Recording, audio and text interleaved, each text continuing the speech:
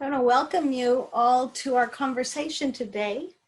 I'm Kelly Seacat. I'm the director of the Lucas Artist Program at the Montalvo Arts Center in Saratoga, California, part of Silicon Valley.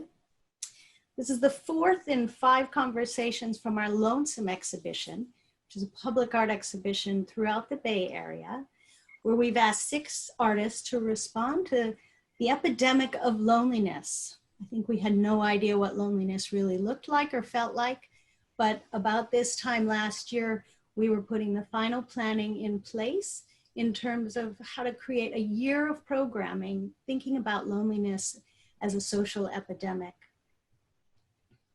Part of our project was to take the work out of our property off-site and throughout the streets of the Bay Area, spanning from San Jose to Oakland, San Francisco, and Berkeley. And this project involved 6 artists. It was Modesto Covarrubias, Jane Ching Mi, Lena Joshi, Susan O'Malley, and Allison Provax. Also included conceptual artist Chloë Bass. Chloë Bass was a 2019 Lucas Artists Fellow, and I was delighted to have her participation in this project. So as the COVID pandemic hit us in March, it felt very important to Montalvo to continue going forward with this conversation because it felt probably more important than ever for people to have a way to think about loneliness, to respond, and to have art in their communities. So in 26 different locations, we've placed work, and Chloe's work sits in Berkeley, California. So I'm excited today about the conversation. Chloe had asked to be in conversation with a photographer, somebody who looked at image, who selected image, and take a conversation about how much of sight is invention. It's the text she's placed on her work. Chloe's joined today by Jules Allen, photographer, and I'm going to introduce the 2 of them, and we're going to get started. So Chloë Bass is a multi-form conceptual artist working in performance, situation, conversation, publication, and installation. Her work uses daily life as a site of deep research to address scales of intimacy where patterns hold and break as group sizes expand. She began her work with a focus on the individual, the Bureau of Self-Recognition, from 2011 to 2013. She's recently concluded a study of pairs, the Book of Everyday Instructions, from 2015 to 2017, and will continue to scale up gradually until she works at the scale of the metropolis. Chloe, on this day, what could that mean? You know, I'm a native New Yorker, so it means 7 to 10 million people. Yeah, it's good. She's currently working on Obligation to Others, Hold Me in My Place, 2018 to 2022. An investigation of intimacy on the scale of immediate families. Chloe has held numerous fellowships and residencies. She's the 2020-22 Faculty Fellow for the Seminar in Public Engagement at the Center for Humanities, SUNY Graduate Center. She's a 2019 Lucas Artists Fellow at the Montalvo Arts Center, 2019 Art Matters grantee. Previous recent honors include a residency at Denison Hill, Recess Analog Artist in Residence, and a Brick Media Artist Fellowship. Her projects have appeared nationally and internationally, including recent exhibits, the Studio Museum Harlem, which we'll speak about today, the Kunsthal Wilhelmshaven, the Knockdown Center, the Kitchen, the Brooklyn Museum, Pew Art Foundation, Elizabeth Foundation for the Arts Project Space, the Southern Center for Contemporary Art, the James Gallery, and elsewhere. Chloe's been reviewed in Art Forum, the New York Times, Hyperallergic, the Brooklyn Rail, Bomb, Temporary Art Review. In December,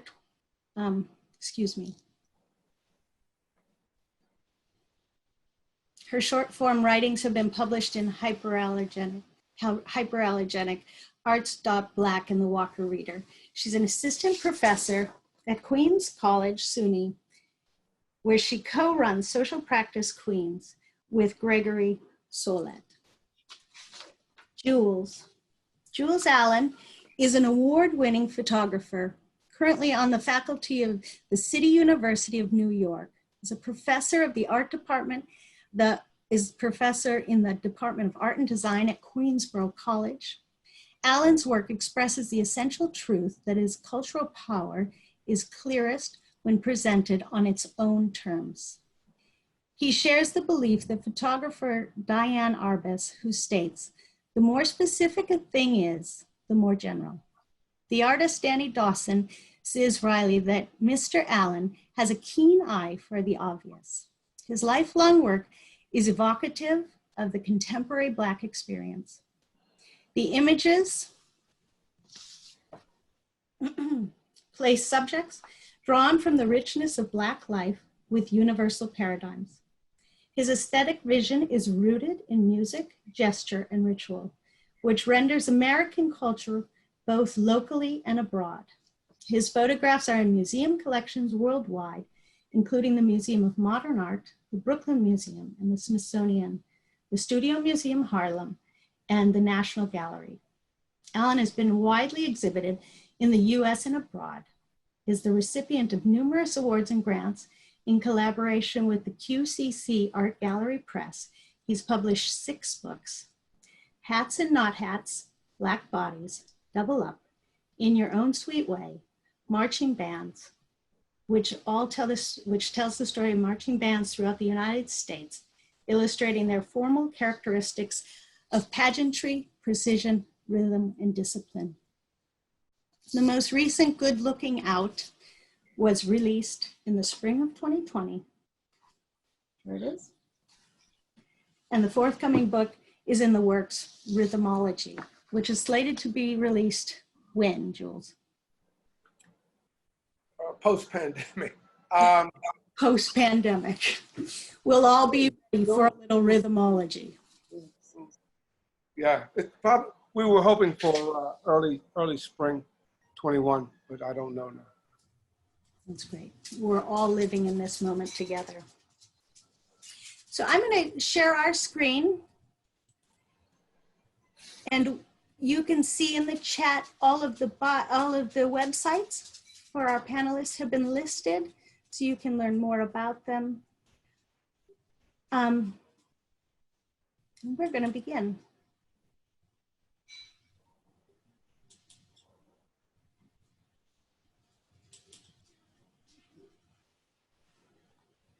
Chloe, I'd like to ask you to start. This is Chloë Bass's work as part of Lonesome.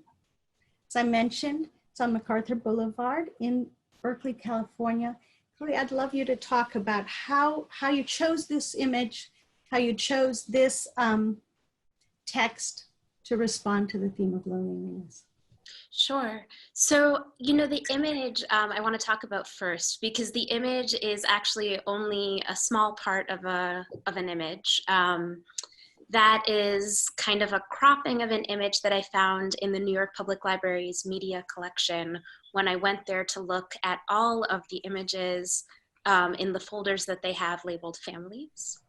And that includes images from the 1920s to the present that are from all different kinds of media, but generally are not being presented as artworks, right? So they're things from magazines, they're advertisements, there's stuff from newspapers, it's just stuff from media in general. It's very rarely cited. It's often kind of torn out of something.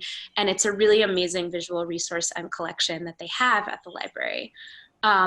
When I was looking at those folders, I was specifically looking to see how many images of mixed race or non-white families I could find.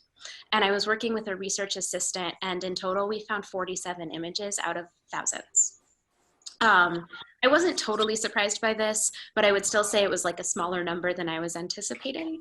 And I don't think that it's necessarily the fault of the library, but the fault of what was in the media in the first place, even to be collected, right? Because you can't collect something that's not there.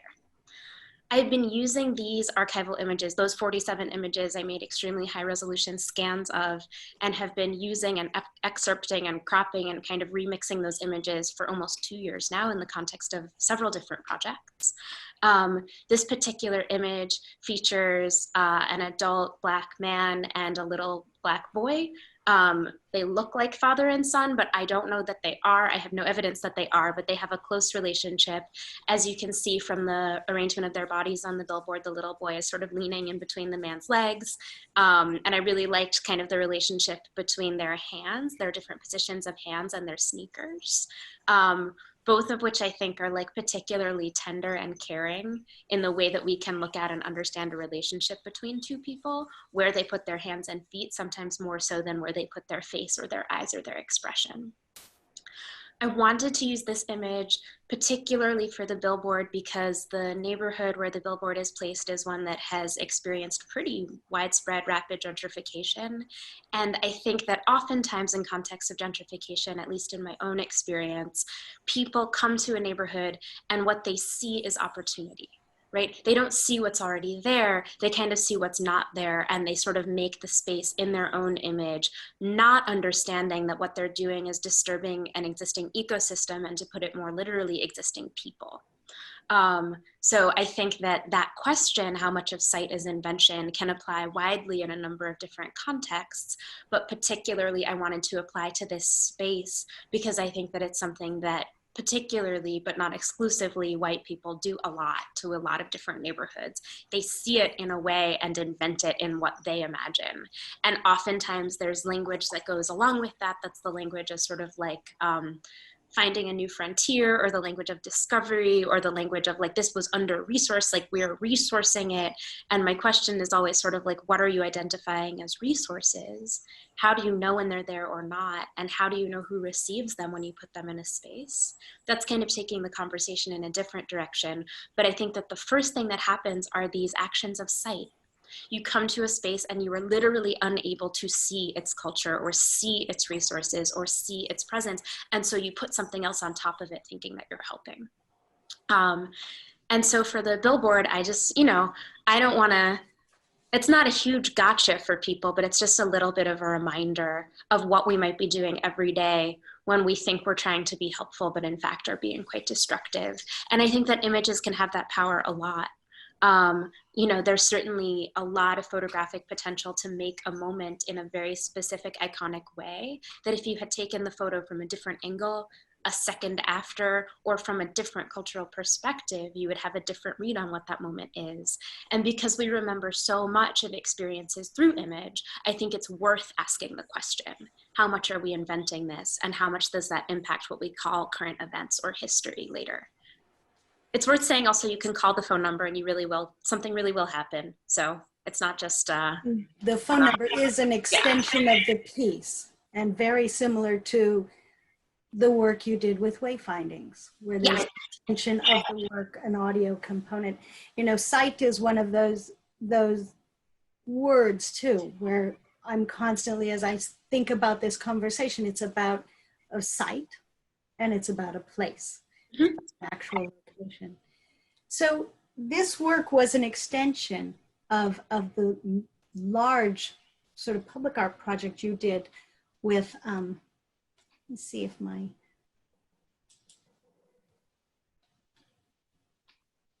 with wayfindings at the Studio Museum Harlem. Yeah. And that project is still up in St. Nicholas Park, and Jules just told me he went to visit this week, which I'm happy to hear. So yeah, wayfinding is 24 site-specific sculptures that the Studio Museum commissioned for St. Nicholas Park, which is in Harlem.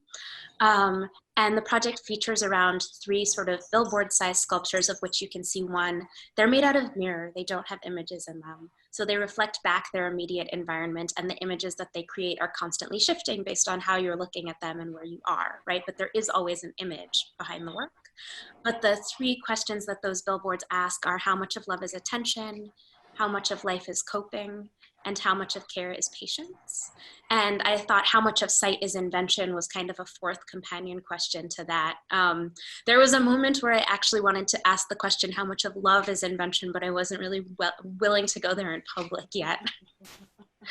But wayfinding also has an accompanying audio guide that you can listen to by calling in a phone number in the park, or you can just listen to it online on SoundCloud. It's publicly available. And anyone can listen to it anywhere. So wherever you are, if you want to listen to it, that would be great. But what I recommend is not listening to it in a quiet room. It was designed to be listened to with an existing environment behind you.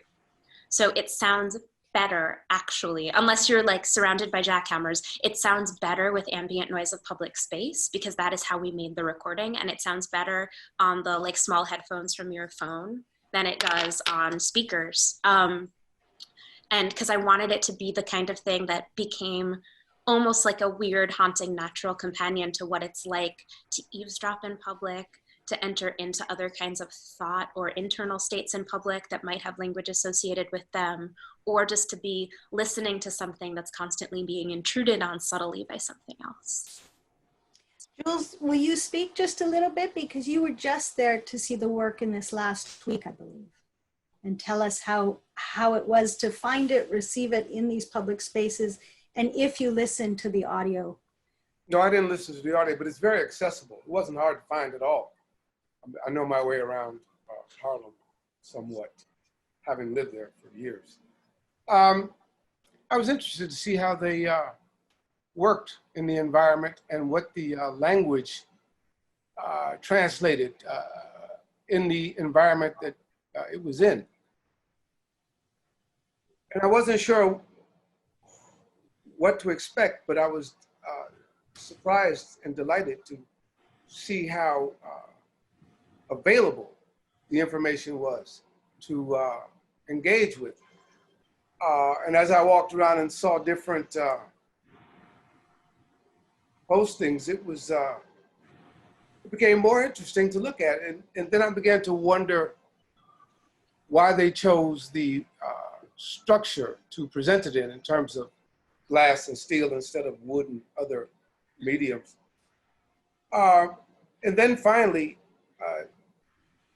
just for my own information, there was a wonderful couple sitting in front of one of the posts. And I asked them, I said, do you mind if I ask you a question? They said, sir. I asked them if they had noticed the sculpture behind them. And they said they had.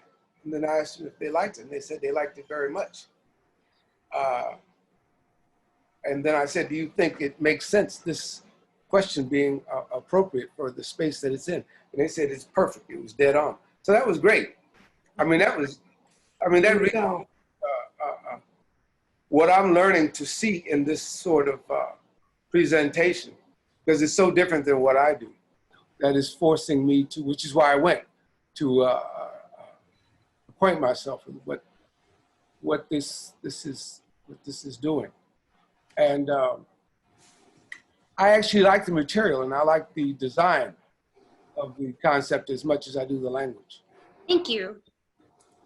Yeah, I'm going to go on to the next image, but I think, you know, what's so striking, I think Jules was really kind of curious why we would want to be in conversation with him as a photographer, because you're both working in such different areas, but you're both so interested in capturing this moment and capturing a very kind of common moment, a very, you know, underrepresented moment maybe, and a moment where, you know, it's just about a real sort of grasp of humanity.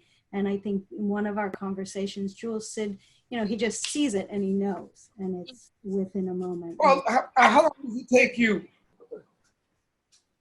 This is more like a meditation than the way I photograph, which is an impulse, I would say. But how long does it take you to develop this facility as an idea and a language, and where it will go? Practically, from being invited to do a commission for the Studio Museum to the install of the project was about a year. But I had done a lot outside of that that prepared me to be able to do something like this within a year. And I didn't feel like a year was rushing, but I also didn't feel like it was too much time. So. Oh, I'm sorry. Go ahead. Yeah, no, in terms of developing the facility for understanding the ideas, it's like a lifelong practice, right? Like I'm a lifelong New Yorker, only child eavesdropping weirdo. And because of all of those things put together, I have a tendency to spend a lot of time hearing the way that people speak or don't speak, being out in public space, right? Like I didn't grow up in a large apartment. So basically from the time I was 12 years old, I was out and about as much as possible as a way of actually having more privacy, not less. And, you know, I think also I have a natural tendency to want to take on other people's language, but Right. then kind of mess around with it. And that is something that's just part of my personality that has served me well as an artist. But then thinking about how to translate it into physical material has been the hardest part.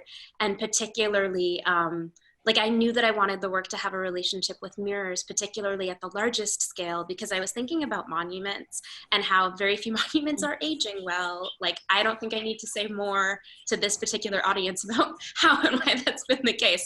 But, you know, if you have a monument that's kind of existing at monumental scale, but reflecting back the world around you, right? What does that mean? And it's not just about implication, but this idea of shift, right? No one can actually see their own face reflected in the monument. So it is certainly not about like, I am implicating you in this work personally and directly, but to say things are always changing from different perspectives. Things are always being reflected, sometimes upside down, depending on where you look at the work and from what angle. It constantly moves and changes. Sometimes it almost disappears into the landscape because of the mirrored quality. And that was important for me. And then it was figuring out the materials for the other scales of signs from there. So on this slide, you can see one of the medium-sized text signs. They're 24 by 36, which is a more standard sign face. Those are also mirrored, but instead of having the text frosted and the mirror as the background, it's only the text remains mirrored and everything else has been frosted out. And they're a thinner mirror. And then there's also image signs that are printed on plexiglass that use some of the same images that I used for the project that you saw initially, right, from the New York Public Library Media Collection, some of these same gestures of holding, but in a way that allows the landscape to emerge through on either side. And actually, you can see through the image itself a little bit, although that doesn't come through clearly in this picture. I'll pretend like this. Thank you. Bingo. Really beautiful. I know for you, Hard to make. What? Chloe, as you're working with image, you're thinking about the cropping. It's very important to you, what portion of the image you're taking. And I know as we get to your images, Jules, you're thinking about how that frame captures that moment. These are really beautiful. How many of the works are image-based? Only 3. You know, I wanted 9, but this type of sign, as it turns out, like it looks really simple, but as it turns out, after working with a lot of fabricators, this is a type of sign that's never existed before. So it now exists, but it took a lot out of our budget to learn how to make it, so I only got to make 3. It will be replicated, I'm sure. I look forward to being able to make more of these in other contexts, not just for public, but also actually for gallery-based works, because what it does in a white cube space is very, very different, but sort of also quite haunting. Yeah, I can see that. I'm gonna go on, Chloe, to a brand new project that has just been sort of released the information about it this week. And this is the 50 artists who've been chosen for the new Public Art Fund project, and these are billboards, or excuse me. They're bus shelters, yeah. Bus shelters. Yeah. So this is the image of a new work you have up, also in Harlem. It's in Harlem and 9 other places. I looked this morning, actually, so these just went up on Monday, and I am not in New York, so I haven't seen them. But they're in 10 locations. Each artist got 10 bus shelters. I believe I have one in Bay Ridge, one in Sheepshead Bay, 2 in the Bronx, but very different sections of the Bronx, 1 in Harlem, 1 in East Harlem, 1 in Kips Bay, and like some others in some other places that I can't remember right now. But yeah, there are 10 of these throughout the city. And this also makes use of an image from one of the same image collections. And actually everyone in this image, which is not mine, which I stole and cropped, everyone in this picture is related to each other by blood. Everyone is what? Everyone is related by blood. These are all blood relatives.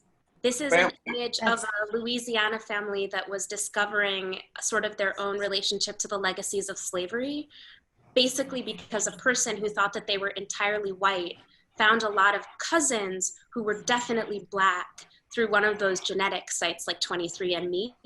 And they started digging deeper and they found more and more and more of them. And they gathered for a family reunion. And this is only a portion of the photograph of their family reunion. So every single one of these people is a cousin. So I have to ask Chloe how you chose the text for this piece. You know, that is something that my partner said to me that I am still picking on him for. The reason I'm picking on, he's one of the most thoughtful people I've ever met. I want to say that off the bat. He also has a tendency to take on projects that are impossible, and do them for the most part.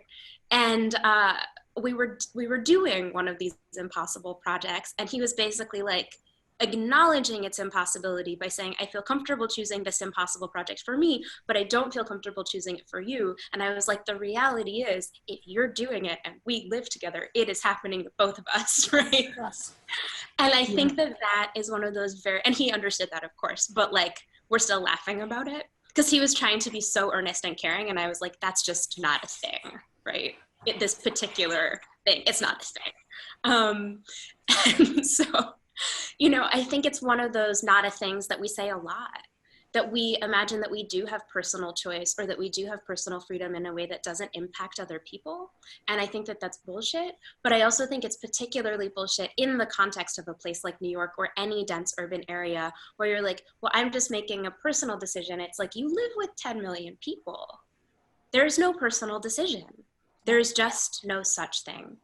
And so like, what does it mean?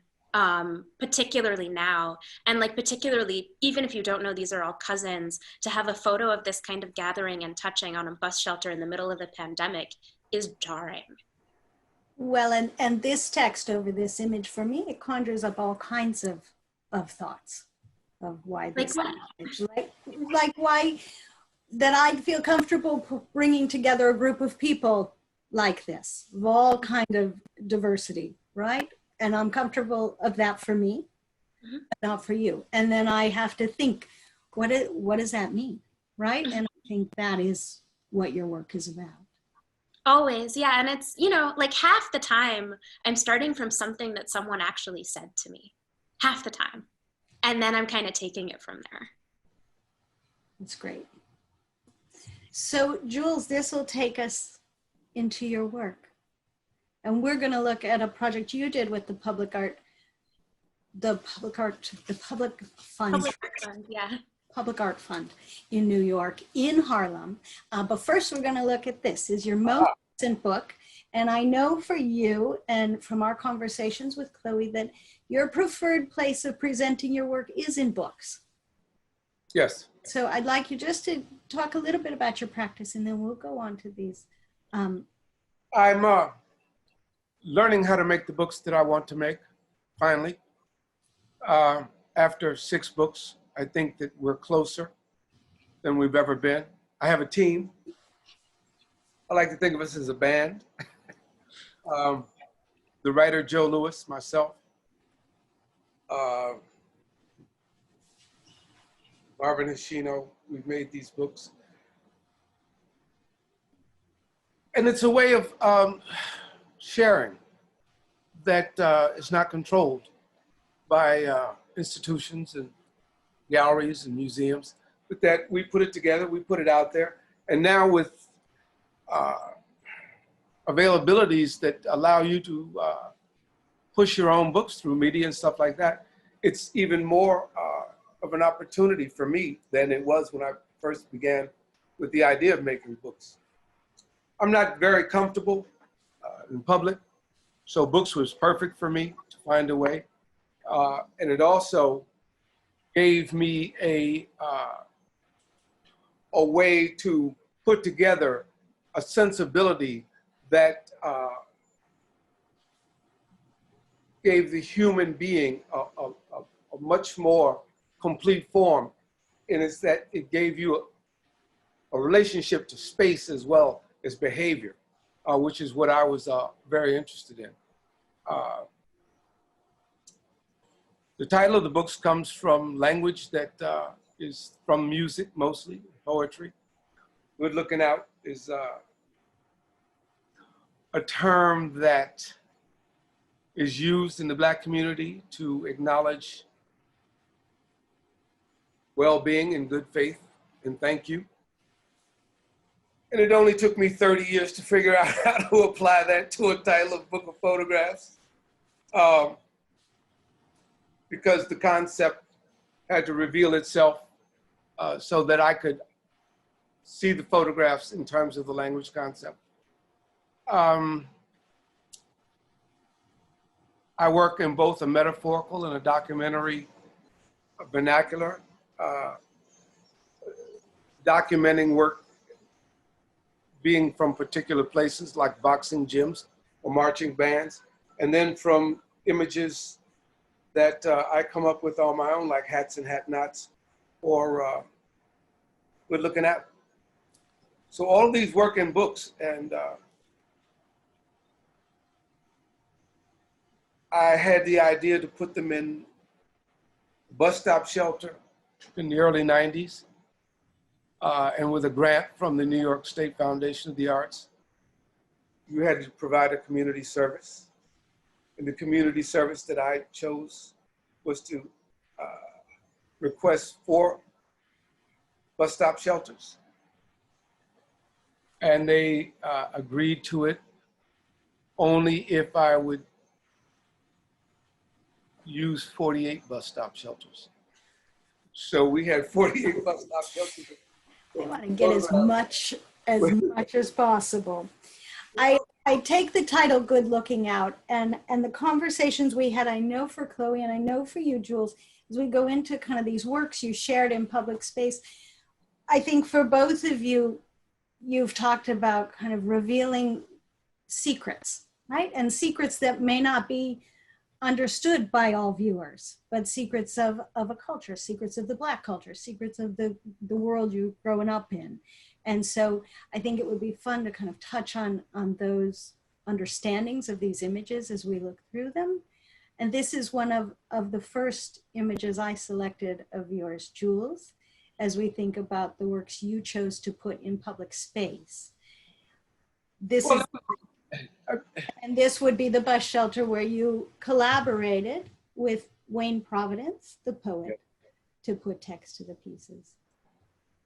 Can you speak a little bit about this image? The whole body of work, Hats and Hat Knots, came after I had done a book.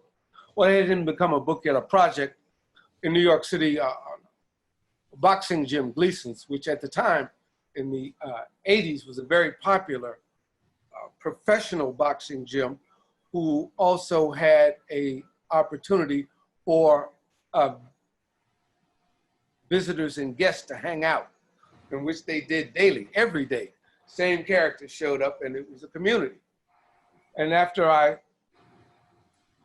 photographed it and received these rewards for it, I suspect, I then wanted to come up with something a little more personal than just a circumstance that already existed. I wanted to create a vision with a language sensibility that was particular to our culture, my culture, i.e. American Black culture specifically. And then I began to think about what that would be, and it became hats. Seemed to be a universal language that Black people in particular wore. And as I began to look at it, I began to realize that Black people wore hats in a particular way that was much more independent in appearance than the rest of the culture, and that the signature seemed to be cross-reference. I mean, we wear a hat in a particular way, male and female. To conceptualize it, I spent time with a friend of mine who we were going through a sensibility that would identify it and allow it, and that would allow it to be identified. And we came up with the concept, the hats and the hat knots, based on the haves and the have-nots. Well, then that opened it up. so that we could, or that I could begin to translate the information through hats of a culture, through its behavior and gesture. And that's how that revealed itself. And it took about 3 years, but it became an ongoing project. It's a life's work. It's a piece that I tagged into that I'll be photographing hats probably as long as I photograph. Well, I mentioned to both of you, I have a husband who's a hat wearer, so I love this image. He's a hat. He's a hat wearer. So I'm going to go on to the next. And maybe I'd like, Chloe, you to just kind of speak about this image just a little bit. So your first sort of sense of this image, and then Jules, you. Yeah, I mean, when I saw this image before when we were preparing for the conversation, I really love it, both for its composition and for the relationship between like the figure and the hooded figure that you don't know who it is, but also how startling it is in the gap between two buildings to have this whole host of watermelons. And it's funny because I can only imagine this happening in the summer, right? But also to see the hooded figure in the front and to imagine what that would be like in the context of heat is very funny. But also, how do we prepare for something? How do we store something? And how do we sort of like make it available to people within a community and what might be wanted? It's the watermelons and it's also the straw, right? And that's such a specific kind of cultural context for me that I want to be the person who stumbled on this experience the way that you did, Jules. I want to be there. Thank you. It's one of the photographs that taught me about framing an image and how framing of photographs sets up the dynamic, the information. But then the gesture of the photograph tells you more about me. So it's the duality of image making, where the photograph is also is about the photographer and the photograph itself, the information itself. Stumbling on a photograph like this is me twofold. One, I'm looking for photographs, but I also had begun to practice photographing light and shadow as a design element. So this is a moment where, because I'm familiar with design and gesture, I was prepared for it intuitively, but I could not have imagined it beforehand. But once I saw it, I walked by it and I looked up and it was almost like unbelievable. This is perfect. You raise the camera, you make a photograph. Jules, when these were up in the bus shelters in Harlem, did you ever observe people seeing them? Yes. But not a lot, because I was really working a lot at that time. And so for some reasons, I wasn't looking at work that I had done a lot. Once it was up, I let it go because I was really trying to move into something else. But we rode around one day in a car, friends of mine, and we watched. And we saw all of the experiences that one can anticipate. People weren't paying attention, and then people who were paying attention. The thing that I liked was standing up once and seeing somebody standing there and not seeing it, and then slowly begin to acknowledge what he was looking at. And then when he read the text, he actually stood back and said, "Whoa, what is this shit?" And it was great. And I didn't say anything, of course, and I just let it go. But I'm also, like Chloe, I'm a big fan of eavesdropping. And it's one of my skill sets that I really know how to chime in on a conversation. I'm out working. That skill is probably why Chloe's current work was so successful, and yours as well, in capturing these moments. Well, you study the culture. You study. You pay attention. There's a lot of people whose work that I've looked at over the years that I've had to really embrace in order to develop your own personal vision. you know, you go through a lot of different bodies of work trying to get to you. But having studied human behavior as well as visual sensibilities, I've learned how to tie behavior up into the photograph in a meaningful way. I.e. this photograph you're looking at. This I is told you the story of Pete. an incredible photograph. So, An saw this incredible. photograph and found me and came to my studio unannounced. Just knocked on the door. You, Jules? Yeah. Said I saw the photograph. Thank you. I'll come in and bless your space. Came in and performed this ritual, man. I mean, I let it happen.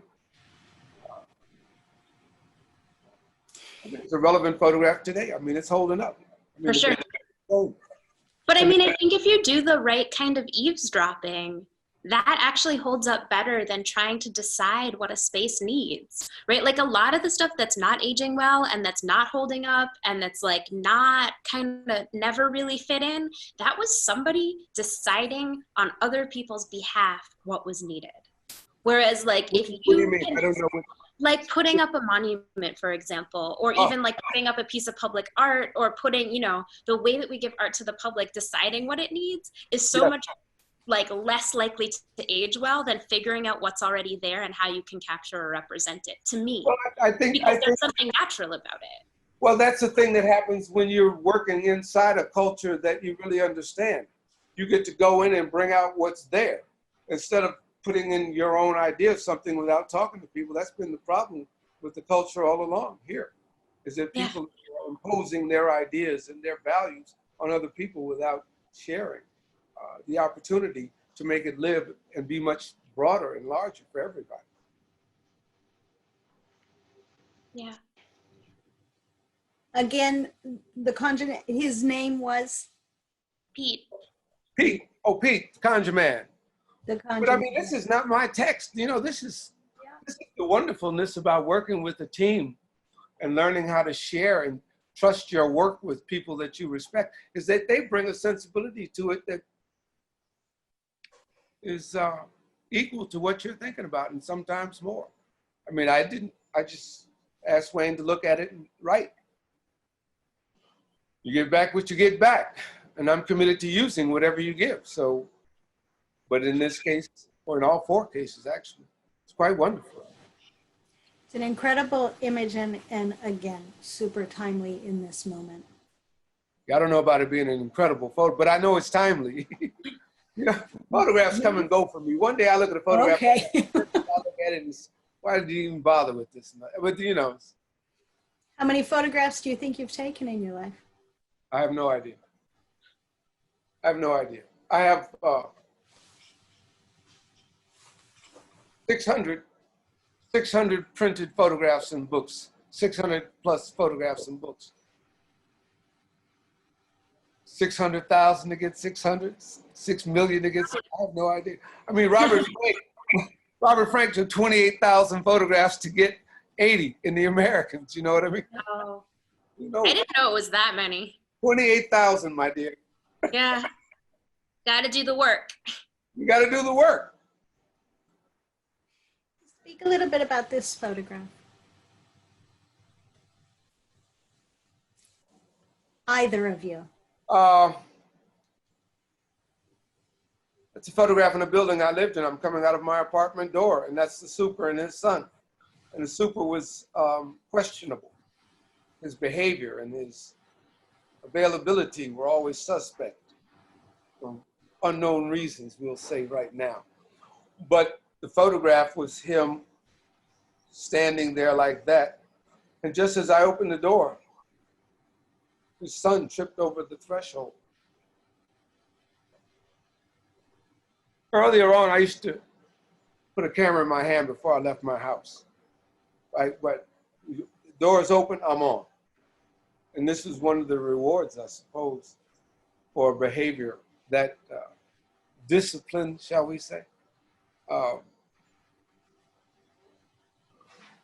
And it's held up, and you can read into it whatever you want. I suppose. I mean, I don't title photographs, so I leave them up to you. I'm trying to create questions as well as answers. It's funny, but they could almost be the father and son that are in my billboard, right? We don't know. In another context, that could be them. Well, that's the thing about your photographs. That, you know, particularly the one where you can see through. It's like everybody. It's anybody. You know what I mean? Just life passing through.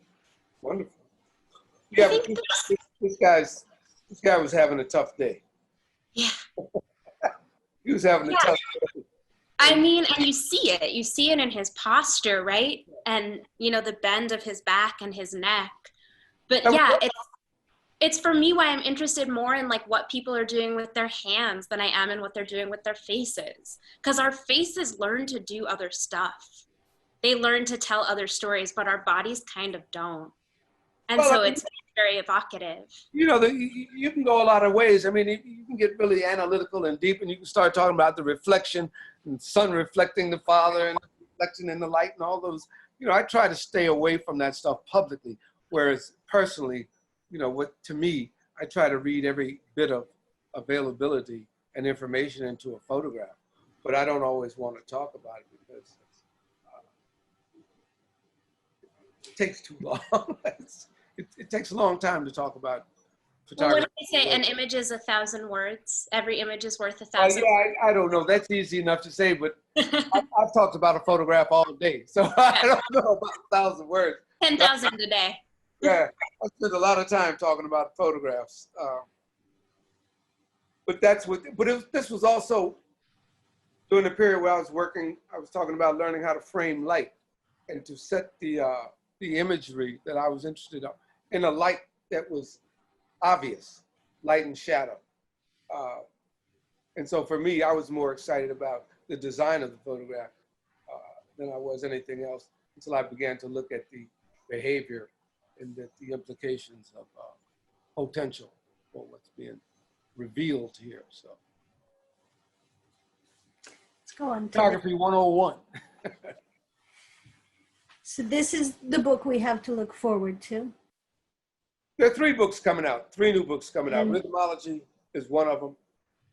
Another, Hats and Hat Knots, and Good Looking Out. So there's the 3. They're almost not quite a trilogy, but a trio. As you both discussed sort of the holding of secrets, you also, Jules, alluded to kind of the rhythm of your photographs and how you sort of capture, and there's a bit of a jazz to it. Well, human behavior is rooted in, you know, land and how land dictates culture. So I'm very interested in how people move from a particular culture and background. There are a lot of ways to take photographs to transmit information that's as fundamental as this. But my style, the rhythm of a photograph is more my style than it is anything else. Because different photographers have different rhythms. But I like to work against contradiction, against improbability. I mean, this gentleman on the left, tough man. I mean, to tell you it was a month before I was able to photograph him. I started photographing on Fulton Street Mall in Brooklyn, which was loaded at the time with imagery, very personal, specific images. And this gentleman had been watching me for a month. Walked up to me one day and said, "Brother, what I'm doing with the camera." We began to talk. He told me his name was Got To. I said, got to have it. And he was wonderful. And he worked the streets there like that. And he finally let me photograph him, and he posed for that photograph. And beautifully so, I might add. I mean, he really gave to me his sense of self, trusting that I would see it. The other photograph is just a beautiful child running around the statue. It's actually quite simple. There's no, if there's any meaningfulness in it, it's what you can read into it yourself. For me, it's just form. And the behavior in the form being in concert. I'm going to go to this last slide and take it back to Chloe's project and the Wayfindings project. And Chloe, I'm curious, when the project first went up, did you have time to spend with the project, sort of watching how the public engaged the project? No, the project went up and I immediately flew to the Netherlands to do a different project. And then I flew to Germany to do a different project. Then I got shingles.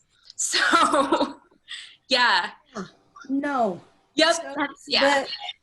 The life of an artist, much like Jules, these works in public space, and you're hearing interpretations of people who've witnessed. So yeah, I do hear about it. But I didn't immediately get to see people engaging with the work. Later I did, but by the time I actually had time to do it, it had gotten somewhat colder. The weather had gotten colder. And so there were still a bunch of people in the park, but it was nothing like it was in summer. And I've been led to understand that even this summer, when people are keeping indoors, it's still quite a used site, right? That people are using it responsibly, but that there's still people there and they're engaging with the work as well. But yeah, anecdotally, I've heard from people, and the other place where you hear from people is Instagram, social media in general, but I think especially Instagram, and all kinds of people post the project and they don't necessarily know me or tag me, but it kind of sometimes floats my way. And you get to see not only what they saw in the work, but see how the people who see the image of the work are responding to it. So that's been interesting. Yeah, it's great. Both of you are capturing these intimate moments. Just for scale, how big is this piece? 5 and 7 inches. It's a tree tag from a botanic garden. So you've seen them millions of times before in a very different context. I love this quote, and it looks like we might have a question from our viewers, but the unparalleled mix of emotions when someone who loves you calls to say, rest, I see what you're doing, the world needs you to be well, joy, sorrow, a relief so profound, it's almost bitter, is, it's a very moving quote. I feel like, as somebody who is close to many, many artists working in the world, thinking about social justice, thinking about change, this comes to mind as just the reminder to people. Well, and as I shared with both of you before in previous conversation, that's something that my mother called to actually say to me. And my mother is an artist, and my mother is a Black woman, and my mother understands me kind of, and also we're really, really, really different. I'm American, she's not American. She had me kind of later in life, so we're quite generationally different. And there's a lot of things about us that are hard to compare, but there's also a lot of ways that we do understand each other that are partially about being mother and daughter and partially about the kind of people that we are in the world. And so when she's able to say something like that to me, it's not just because she's my mother, but these other factors too that really make it resonate for me and that kind of take my breath away. And that I want to offer that same feeling to other people without being their mother. So I have one question for you, Chloe, and it's about your the book of everyday instruction, and to speak a little bit about that project and how you sort of think about creating performance work without, who is the audience you're thinking about creating it for? When there's for that project specifically, intention of audience. Yeah. For Book of Everyday Instruction, I had a whole bunch of audiences, but my relationship with audiences in general has shifted a lot because I am a recovering theater person. I went to theater school. I didn't go to art school. I did take photo 101 at ICP, but later. It was great. I loved it. Want to do more of that. But, you know, I went to theater school, and so I have had this relationship to audience, which is like audience is sort of like the moment when you know the work is complete, right? In the theater, you spend a lot of time, a disproportionate amount of time rehearsing, and then probably a pretty short amount of time performing. But as soon as the audience gets there, that's to say this is the beginning of the closure of the work, and that's good. And then I started to think about kind of more performance studies approaches to performance and interpretations of like how we're all performing all the time, which, but you know, okay, sure. But then I started to think about what it is to do a performance that really isn't meant to be audienced, but that is only shared between the person who's initiating the performance and another participant. So it becomes a performance work only for two. And that the participant is not just watching the work, but they're also co-making the work to a certain extent. So for Book of Everyday Instruction, which was a study about two-person social interactions, right, one-on-one interaction, I did make a lot of experiences that the larger art audience never saw. Only I and the person that I did them with ever saw them.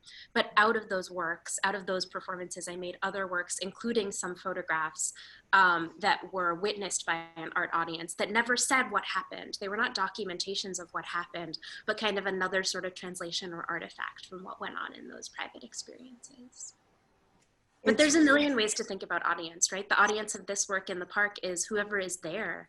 And I will never know all of who they are, but I tried to spend quite a lot of time up there as part of the preparation for doing the work so that I had a sense of who some of them were, and to take that into account as best I could. St. Nicholas Park is a great cross-section of Harlem. Yes, it is.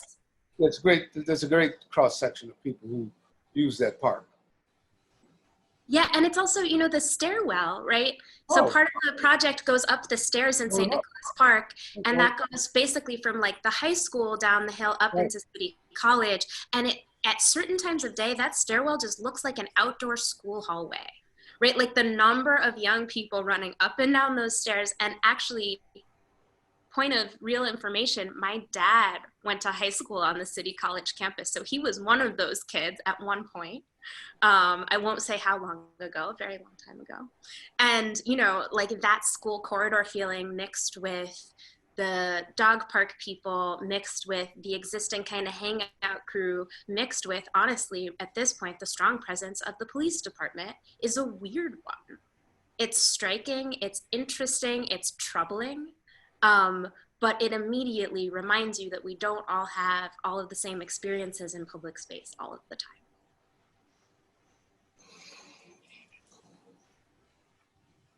Jules, there was a comment to your work that said that somebody, Jody Hill, loves your work, find the images to beg more questions than giving a definite context to what's happening in the scene. I want to thank you both. I want to thank you, Jules, for taking the leap of faith. I know the idea of working with an artist who's conceptual in nature was something. I love the fact you're both in Queens, although Chloe, you're in St. Louis. I am, and I don't live in Queens. There's a site of misinformation that I live in Queens. My dad's from Queens. I grew up in Manhattan, but I generally live in Bed-Stuy in Brooklyn. Okay. Yeah. But you're teaching in Queens. I teach in Queens. I work in Queens. There physically. Yeah. So the two of you will meet up one day. We will. We're distant colleagues. We work for the same school system. Yes. We've already met. We're in good hands. You are in good hands. Something that often happens in the residency is we're bringing together artists from very different places, from very different genres to spend time together. And this is my virtual space now to bring people together and help make those connections. Well, thank you for having us. And Jules, it's been so nice to talk to you. Pleasure's mine. Thank you. And thank you for helping me to discover a lot of new work that I hadn't paid much attention to. So it's been great. My pleasure. Anytime. And on this day, I want to thank you both for the work you do. It's important work, and we all have a lot left to do, right, Jules? A lot of work left to do. Yeah. He might have froze on us. Chloe, thank you. Thank you. Thanks, everybody. Montalvo. Thank you, everyone. Join us again next week for our last lonesome conversation. Jules, you're back. Thank you. My pleasure. You froze for a moment. Oh, I don't know. I Have stopped. a lot of work to do. Oh man, there's so much work to do. Look, There's a forget lot it. of work left to do. A lot of work. It's only the beginning. It's only the beginning. It's only the beginning. Have a nice day, you two. See you. Bye, everybody. We'll be in touch soon. Okay. Bye-bye.